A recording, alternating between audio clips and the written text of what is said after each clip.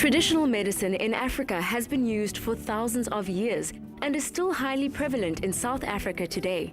Roughly 80% of the South African population use traditional medicine to meet their primary healthcare needs. But some traditional healers take advantage of this fact by producing some dubious and often illegal muti, including some meats for curing disability and to look more attractive, giraffe bone if you want to be employed, and unknown tree roots to get you out of jail.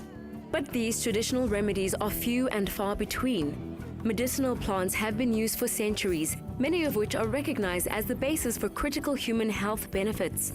Some of the most popular are buchu, an indigenous plant well known for thousands of years by the Khoisan, who use it for stomach ailments and aches and pains. And Cape aloe, found in the eastern parts of the country, used for laxative properties, while the leaves are used for skin and hair treatments.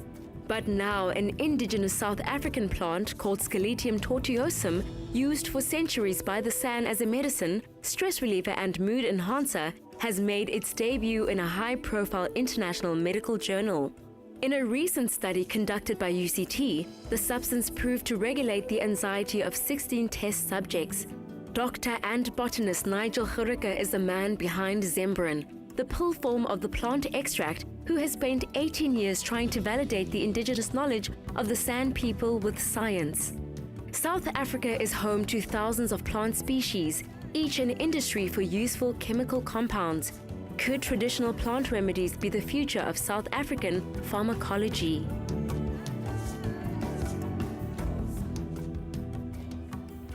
With us this morning, Dr. Nigel Gericke is here to discuss the topic of traditional medicine and its relevance in modern-day South Africa. Good morning. Great to have you with us. Thanks very much. So let's talk about that. Is it a kind of like a misconception? Do South Africans not realize how many South Africans actually are reliant on traditional medicine? Yes, well, in reality, we don't know the actual figures. Figures are sometimes published saying up to 80% of South Africans use traditional medicines, but it's not known. It's not really been thoroughly studied. In rural areas, the figure probably is in the region of 80%. In urban areas, it's probably a lot less than that. And people would also use, in addition to modern medicine, complementary medicines of various sorts, not necessarily African. Yeah. Now, in a world where Western medicine is obviously at the forefront of leading treatment, could we as Africans look at the possibility of traditional medicine being the future of South African and African pharmacology? Not the future, but we've got a huge opportunity for new drug discovery, modern pharmaceutical compounds derived from African plants. We've got incredible biodiversity, and that means incredible chemical diversity. But the beauty is we've also got cultural diversity and cultures that have been using these plants for hundreds of thousands of years, if you think of the San, and then more recently Nama people and Bantu-speaking people. So the combination of cultural diversity and biodiversity with existing, not just historical plant use, is breathtaking, from a scientific point of view. Yeah.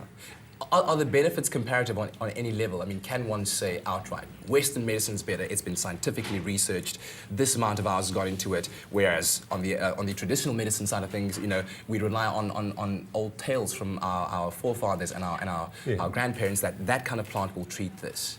Yeah. What we really have to do is look at evidence.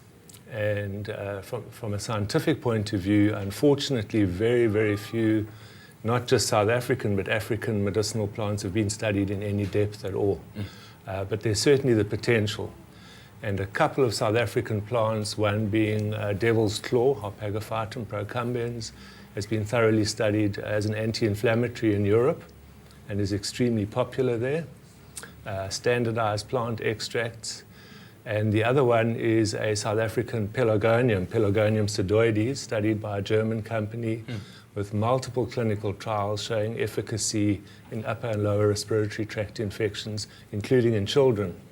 So there's kind of a bridge from, let's call it crude herbal medicines that are sold and traded in the country, to plant extracts, to isolated compounds taken into modern drugs. Quickly, just finally, the Scaletium. Scaletium, yes. Scaletium. How did you decide to develop that into a commercial product? Okay, it's try and give you a quick summary. I read about the plant, believe it or not, in a library in Australia and thought this is intriguing, nothing's known about it scientifically. I then came to South Africa and followed up the plant, went to Namaqualand, saw and interviewed people in their 70s and 80s that had been chewing this plant for the last 40 to 50 years of their life. And it struck me that they were surprisingly lucid mentally for that type of age in that sort of harsh environment. And that encouraged me to try and track down what is the mechanism of action, what are the compounds in the plant responsible, and could there be a modern therapeutic application?